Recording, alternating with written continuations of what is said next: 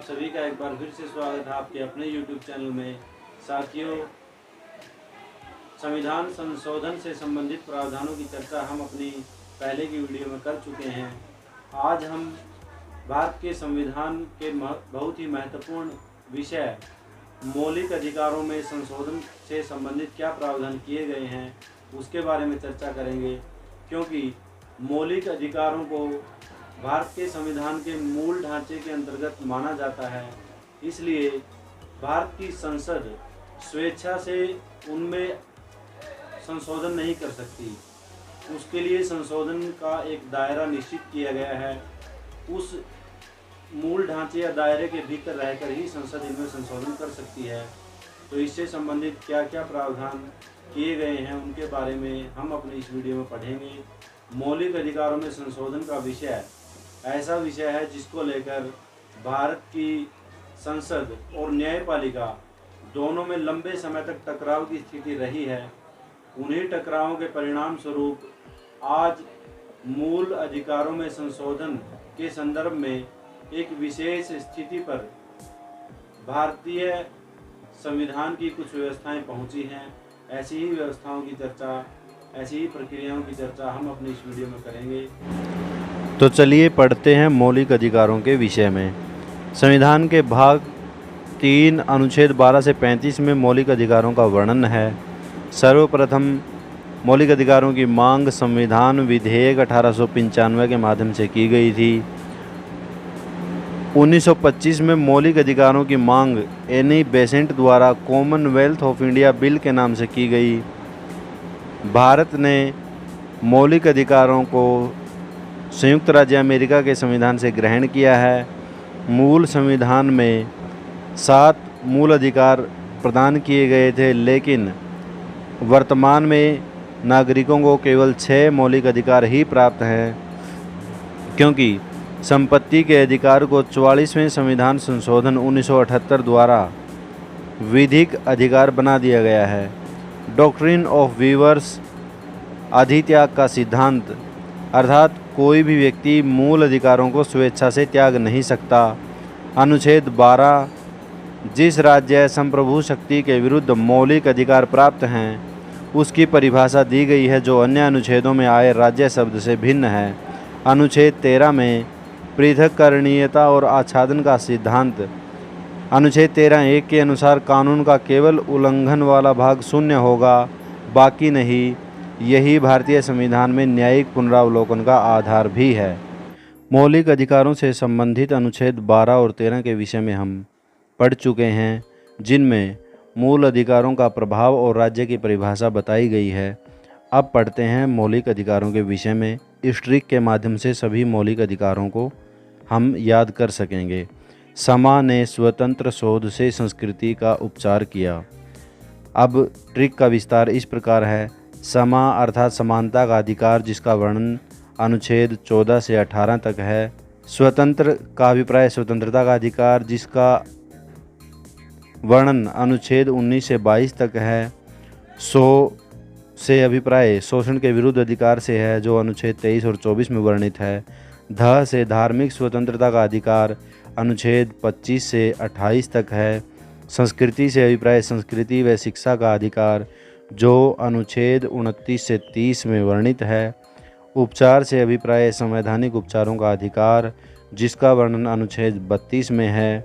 और संविधान निर्माता डॉक्टर भीमराव अंबेडकर ने संवैधानिक उपचारों के अधिकार को संविधान की हृदय और आत्मा कहा था और इसे सबसे महत्वपूर्ण मौलिक अधिकार बताया था।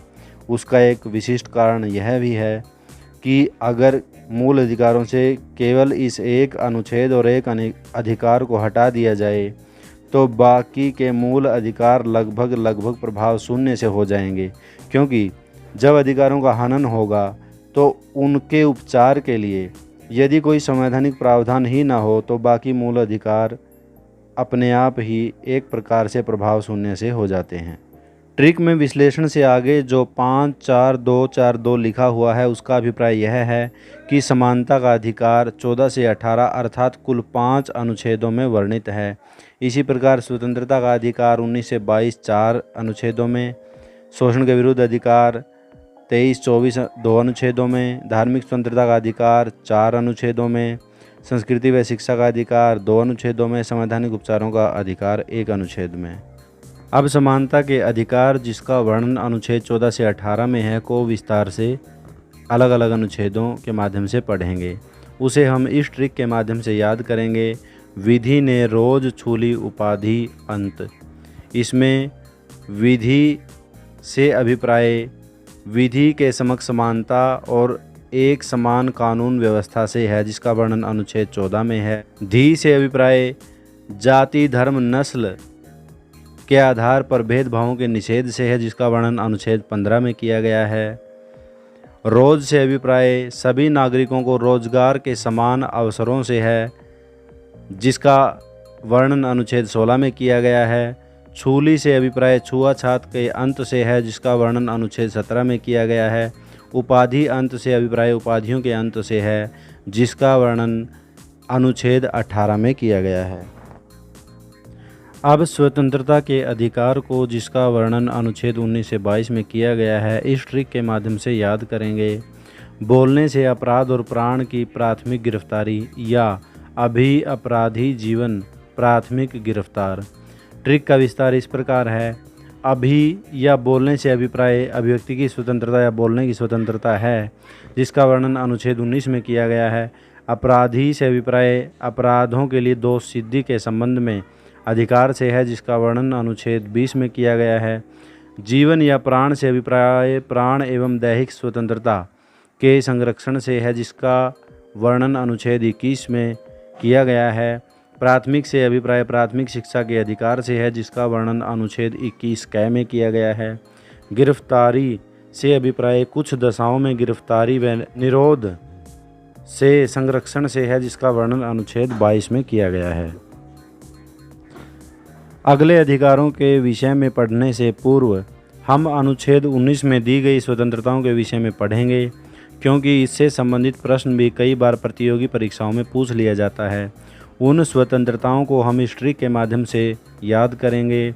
बोस संग आया गया बस प्यार हो गया। ट्रिक का विस्तार इस प्रकार है।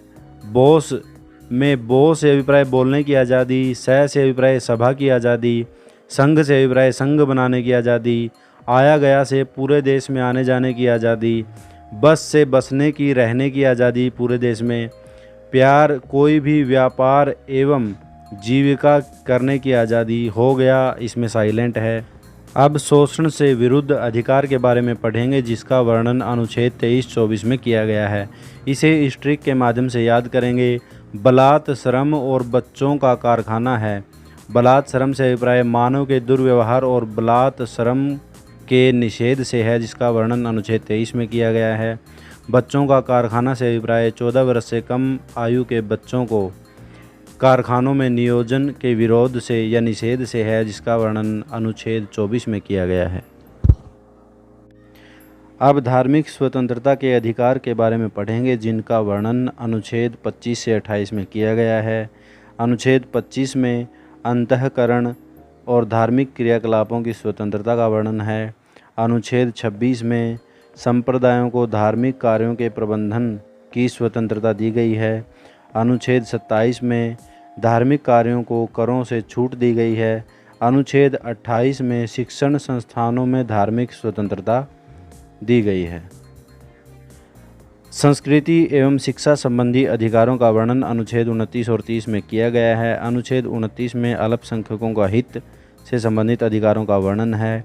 अनुच्छेद 30 में अल्पसंख्यकों को शिक्षण संस्थानों की स्थापना और प्रशासन का अधिकार दिया गया है। संवैधानिक उपचारों का अधिकार अनुच्छेद 32 में दिया गया है। दोबारा फिर स्मरण रखना चाहिए कि डॉक्टर अंबेडकर ने इसे सबसे महत्वपूर्ण मौलिक अधिकार बताया था क्योंकि केवल इस अधिकार को हटा देने मात्र से बाकी के मौलिक अधिकार प्रभाव शून्य से हो जाते हैं। भिन्न भिन्न परिस्थितियों में मूल अधिकारों पर विधि निर्माण करने का अधिकार केवल भारत की संसद को दिया गया है जिनका वर्णन अनुच्छेद 33, 34, 35 में है जो इस प्रकार है। अनुच्छेद 33 में विशिष्ट वर्गों के विशिष्ट प्रयोजनों की पूर्ति हेतु मूल अधिकारों पर निर्बंधन हेतु संसद विधि निर्माण कर सकती है। अनुच्छेद 34 में सेना विधि लागू होने पर संसद की विधि निर्माण करने की शक्ति का वर्णन किया गया है। अनुच्छेद 35 में भाग 3 के अधीन घोषित अपराधों के लिए विधि निर्माण का अधिकार केवल संसद को दिया गया है। सभी मूल अधिकारों में अनुच्छेद 15, 16, 19, 29 और 30 के अंतर्गत आए मौलिक अधिकार केवल नागरिकों को प्राप्त हैं। बाकी अनुच्छेदों में आए मौलिक अधिकार नागरिकों और विदेशियों दोनों को प्रदान किए गए हैं। नागरिकों के मूल अधिकारों की रक्षा के लिए भारत का उच्चतम न्यायालय अनुच्छेद 32 के तहत और भारत के उच्च न्यायालय अनुच्छेद 226 के तहत 5 प्रकार की रिटें जारी कर सकते हैं। रिट शब्द लैटिन भाषा से लिया गया है, जिसका अभिप्राय होता है कि प्रशासनिक अथवा न्यायिक अधिकारों से युक्त किसी संस्था का आदेश दिया जाना। रिटों का वर्णन इस प्रकार है। सबसे पहले बंदी, प्रत्यक्षीकरण, परमादेश, प्रतिषेध, अधिकार परीक्षा और उत्प्रेषण, यह 5 प्रकार की अलग अलग रिटें न्यायालय जारी करते हैं। सबसे पहले हैबियस कॉर्पस, यू में हैव द बॉडी, अर्थात बंदी प्रत्यक्षीकरण, जिसका अभिप्राय होता है कि व्यक्ति को प्रस्तुत करें। दूसरी है मैडामस वी कमांड या परमादेश, जिसका अभिप्राय है हम आदेश देते हैं। तीसरी है इंजक्शन प्रोहिबिशन, निषेध, आज्ञा या प्रतिषेध, जिसका अभिप्राय है मना करना। चौथी है सर्टियोरी टू बी एप्राइज्ड, उत्प्रेषण, जिसका अभिप्राय है मंगवा लेना। पांचवी है क्यूओ वारंट, अधिकार परीक्षा, जिसका अभिप्राय है किस अधिकार से। इस प्रकार संक्षेप में यह 5 प्रकार की रिटें हैं जिनको हमने पढ़ा है, जिन्हें नागरिकों के अधिकारों की रक्षा के लिए भारत का उच्चतम न्यायालय और राज्यों के उच्च न्यायालय समय समय पर विशेष परिस्थितियों में जारी करते हैं। इनसे संबंधित कई बार महत्वपूर्ण प्रश्न प्रतियोगी परीक्षाओं में पूछे जाते हैं। बहुत बार तो इनका केवल अर्थ ही पूछ लिया जाता है, जैसे हैबियस कॉर्पस से अभिप्राय कौन सी रिट से है। कई परीक्षाओं में यह प्रश्न पूछा गया है, इसीलिए सभी रिटों के अलग अलग नाम और उनका अर्थ यहाँ बताया गया है। कुछ महत्वपूर्ण बिंदुओं को भी जानते हैं। निवारक निरोध के अंतर्गत गिरफ्तार किए गए किसी व्यक्ति को 24 घंटे के भीतर न्यायाधीश के समक्ष पेश करना आवश्यक नहीं होता। निवारक निरोध से व्यक्ति की अभिव्यक्ति की स्वतंत्रता बाधित होती है। प्रतिषेध या प्रोहिबिशन रिट न्यायालय में कार्यवाही लंबित होने की दिशा में लागू नहीं की जाती। पोस्टमार्टम रिटें उत्प्रेषण और अधिकार परीक्षा को कहा जाता है, क्योंकि यह रिटें कार्य होने के पश्चात ही जारी की जा सकती हैं। परमादेश और प्रतिषेध का मिश्रण उत्प्रेषण रिट को माना जाता है। मूल अधिकारों में संशोधन को लेकर भारत की संसद और न्यायपालिका में लंबे समय तक टकराव की स्थिति रही है और बहुत सारे अलग अलग वाद में दिए गए निर्णयों के पश्चात आज एक विशिष्ट परिस्थिति मूल अधिकारों में परिवर्तन के संबंध में है, जिसे हम पढ़ते हैं। भारत के संविधान के अनुच्छेद 368 में संसद को संविधान संशोधन की शक्ति प्रदान की गई है, किंतु मौलिक अधिकारों के अनुच्छेद 13(2) में कहा गया है कि राज्य कोई ऐसी विधि नहीं बनाएगा जो भाग 3 द्वारा प्रदत्त मूल अधिकारों को छीनती या कम करती हो। अर्थात संसद मूल अधिकारों को समाप्त करने या कम करने वाली कोई विधि नहीं बना सकती। अब प्रश्न यह उठता है कि क्या संसद संविधान संशोधन द्वारा भी मूल अधिकारों को कम या समाप्त नहीं या संशोधित नहीं कर सकती? इसका उत्तर अनुच्छेद 13(2) में वर्णित या प्रयुक्त विधि शब्द के अर्थ पर निर्भर करता है। यदि अनुच्छेद 13(2) में प्रयुक्त विधि शब्द के अंतर्गत संविधान संशोधन विधि आती है तो संसद को मूल अधिकारों में संशोधन करने की शक्ति नहीं होगी, और यदि नहीं आती तो मूल अधिकारों में संशोधन करने की शक्ति संसद को होगी। अनुच्छेद 13(2) में प्रयुक्त विधि शब्द का अर्थ एक लंबे समय तक विवाद का विषय रहा है, जिसके बारे में हम अगले कुछ वाद पढ़ेंगे। सबसे पहले 1951 में प्रथम संविधान संशोधन को, जिसके द्वारा भूमि सुधारों विधियों को संरक्षित किया गया था। शंकरी प्रसाद बनाम भारत संघवाद में के आधार पर यह चुनौती दी गई थी कि यह संविधान के भाग 3 में द्वारा दिए गए मौलिक अधिकारों का अतिक्रमण करती है। वादियों का तर्क था कि संविधान संशोधन भी अनुच्छेद 13(2) में प्रयुक्त विधि शब्द के अंतर्गत ही आता है, अतः संसद संविधान संशोधन द्वारा भी मूल अधिकारों में संशोधन नहीं कर सकती। परंतु भारत के उच्चतम न्यायालय ने उक्त तर्क को अस्वीकार करते हुए कहा था कि अनुच्छेद 368 में मूल अधिकारों सहित संविधान के किसी भी भाग में संशोधन की शक्ति संसद को दी गई है, अर्थात अनुच्छेद 13(2) में प्रयुक्त विधि शब्द के अंतर्गत केवल सामान्य विधायी शक्ति या सामान्य विधि ही आती है, संविधान संशोधन विधि उसके अंतर्गत नहीं आती। उसके पश्चात गोलकनाथ बनाम पंजाब राज्य 1967 के वाद में उच्चतम न्यायालय ने शंकरी प्रसाद में दिए गए अपने फैसले को पलटते हुए कहा था कि अनुच्छेद 368 के तहत संसद को भाग 3 में संशोधन करने की शक्ति प्राप्त नहीं है, अर्थात अनुच्छेद 368 में केवल संविधान संशोधन की प्रक्रिया का वर्णन या प्रावधान किया गया है, संविधान संशोधन की शक्ति का नहीं। इसका मतलब यह है कि संविधान की केवल प्रक्रिया का वर्णन 368 में है, शक्ति का नहीं है। अर्थात क्या संसद को इतनी शक्ति है कि वह संविधान के प्रत्येक उपबंध में संशोधन कर सके। संविधान संशोधन की शक्ति का वर्णन अनुच्छेद 245, 46 और 48 में निहित है। न्यायालय ने यह भी कहा कि संविधान संशोधन एक विधायी प्रक्रिया है, अतः विधि शब्द के अंतर्गत सभी प्रकार की विधियां आती हैं, चाहे वह साधारण विधि हो या संविधान संशोधन विधि। दिए गए मूल अधिकारों में संशोधन हेतु संविधान सभा आहूत की जानी चाहिए, अर्थात एक प्रकार से यह कहा गया था कि संसद मूल अधिकारों में कटौती नहीं कर सकती। उसके पश्चात केशवानंद भारती बनाम केरल राज्य वाद 1973 आता है। गोलकनाथ के मामले में दिए गए निर्णयों से उत्पन्न कठिनाइयों के निवारण हेतु संसद द्वारा 24वां संविधान संशोधन अधिनियम 1971 पास किया गया, जिसके द्वारा अनुच्छेद 368 में 2 नए खंड जोड़े गए थे। केशवानंद भारती के वाद द्वारा 24वें संविधान संशोधन को चुनौती दी गई थी। इसमें मुख्य विचारणीय प्रश्न यह था कि अनुच्छेद 368 के तहत संसद की संविधान संशोधन की शक्ति की सीमा क्या है।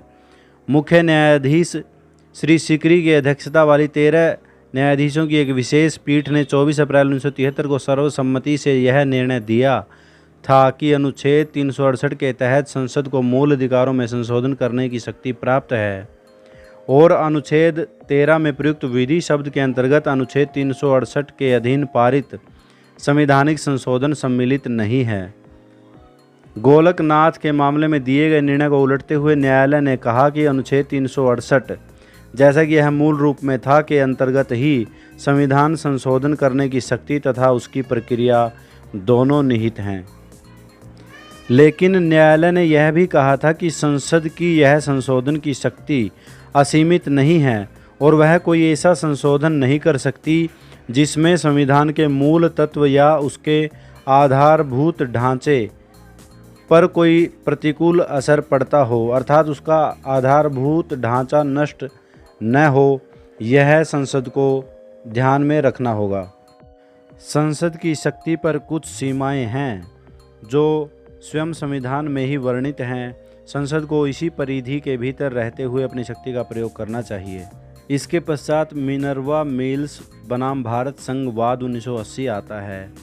भारत की संसद ने केशवानंद के मामले में दिए गए ऐतिहासिक निर्णय के आधार पर 42वें संविधान संशोधन द्वारा अनुच्छेद 368 में खंड 4 और 5 जोड़कर यह प्रावधान किया था कि संसद की संविधान संशोधन की शक्ति अनिर्बंधित है, अर्थात बहुत व्यापक है। लेकिन मिनर्वा मिल्स के मामले में उच्चतम न्यायालय ने आधारभूत ढांचे के सिद्धांत के आधार पर उपरोक्त खंड 4 और 5 को असंवैधानिक घोषित कर दिया था और कहा था कि संसद को संविधान संशोधन की असीमित शक्ति प्राप्त नहीं है।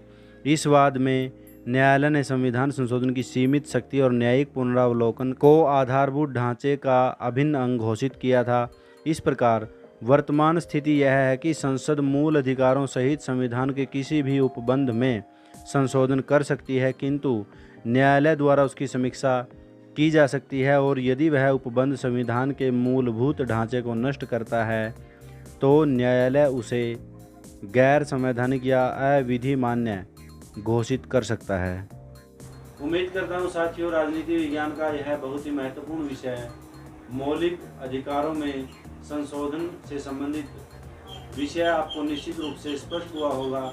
इसी प्रकार की महत्वपूर्ण जानकारी से संबंधित वीडियो के लिए बने रहिए हमारे साथ। चैनल को सब्सक्राइब करें, वीडियो को लाइक और शेयर जरूर करें। आप सभी का बहुत बहुत धन्यवाद।